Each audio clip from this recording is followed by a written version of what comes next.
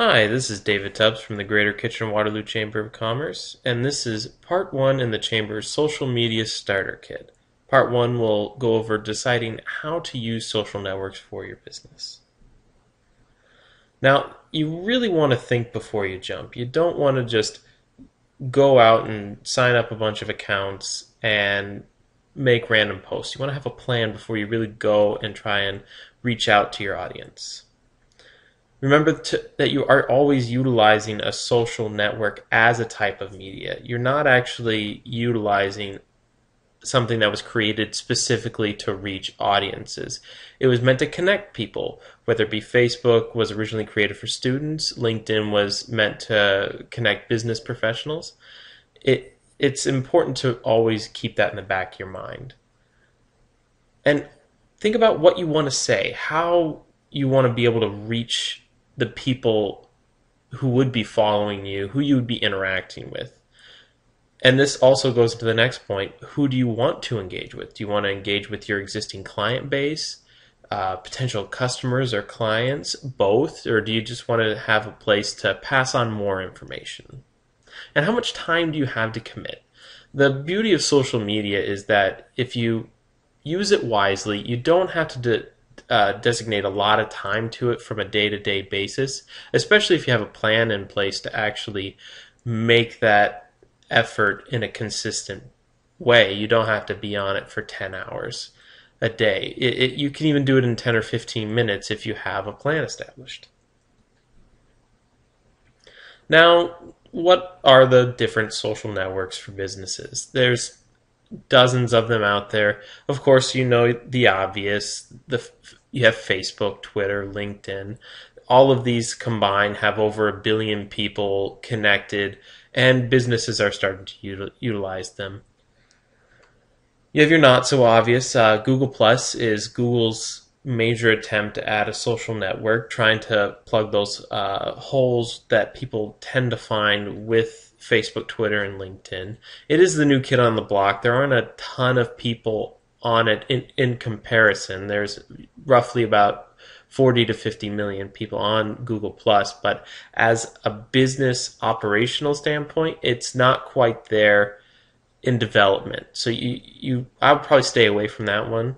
YouTube, which this video is actually hosted on, it right there shows how it can be utilized as a social network because it is user driven and there's always that comment section to really learn about what you want, what your customers want.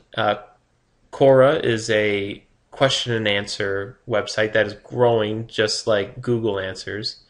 Sorry, not Google Answers, Yahoo Answers, and it's very.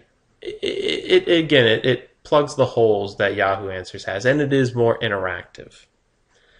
But pick wisely. Your time is obviously valuable. You can't just go through all of them. You want to be able to just stick with maybe 2, at the most 3 when you start out, to really just try and build up those properties, because they are properties.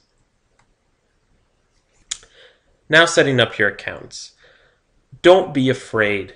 It's like a blank canvas for a painter. The hardest part is getting started. Just sign up, create your account, but also determine what you want it to be labeled. If you feel that your properties are going to be more driven by you as opposed to a business, then you can try and label them as yourself if you're a personal contractor.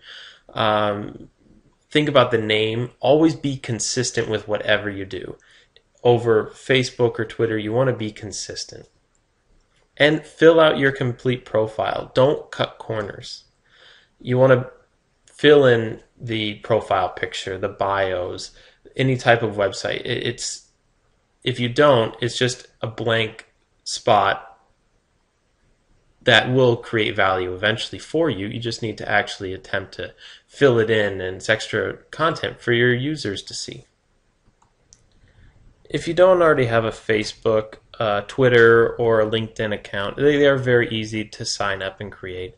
Facebook, you just need to fill in your first name and your last name and your email address and password, and just a small bit of demographic information that they require. Twitter is very easy to actually just create your account, full name, email, password, and really get the ball rolling for that. You still need to fill out your actual information and company page and bio when you get to that point. But to create the account, it's very fast. LinkedIn, much of the same. It's very straightforward with your name, email, password. These companies have made it very easy for you to sign up, which is the greatest part of social media. It's fast to sign up, it's fast to get started. Just you want to get that plan first. I will go over how to actually set up your, say, your Facebook business page in the next video for Facebook page basics. Same thing with Twitter and LinkedIn. Next, you'll want to establish who speaks for your organization. Again, this will partially be dependent upon the social media aims you come up with, but it's always important to find someone who is comfortable with the role of speaking to potential customers or existing customers. This is an extension of your customer service department, whether you have one or not. You will be fielding questions. You will be putting out new promotions and engagement, but it's always that two-way street. So you want to make sure that that person, one, is comfortable as being the spokesman for your organization, and two, it can kind of have a leeway. You don't want to micromanage somebody who oversees your social network, because social networks are very instantaneous and people are going to want those answers.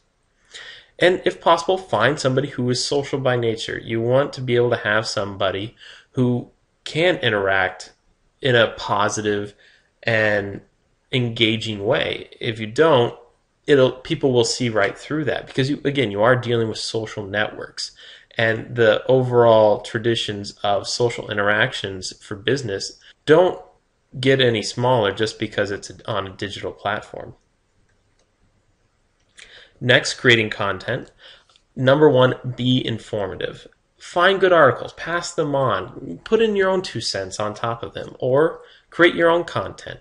If you have a blog on your website, utilize that. If not, you can always create a Blogger account or a WordPress account and create your own.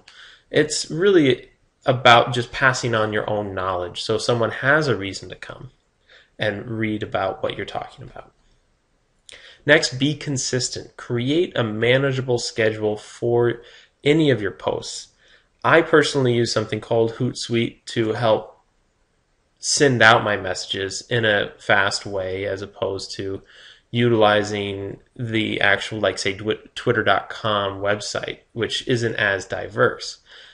I also have a classic calendar where I actually have key points that I want to talk about, so I have some type of mark to look forward to. It's a lot easier and manageable when you have a schedule set out for you. And 3, this is probably the most important point of anything in social media: be positive. You are going to be saying things all the time if you're doing it in an effective way online, and that information can be easily passed on. And if you say something in a negative way, that can be construed very poorly by the people reading it. That's why you need to be positive. If you say something negative and someone passes it on to 1,000 of their friends, that's 1,000 potential people who don't see you in a positive light. You can't go wrong with being positive. Have an opinion, but be positive. And thank you for watching part 1 in the Social Media Starter Kit. There's several more videos for this going over Facebook, Twitter, and LinkedIn, so keep watching. And please contact me with any questions or topics you want me to cover. Thank you.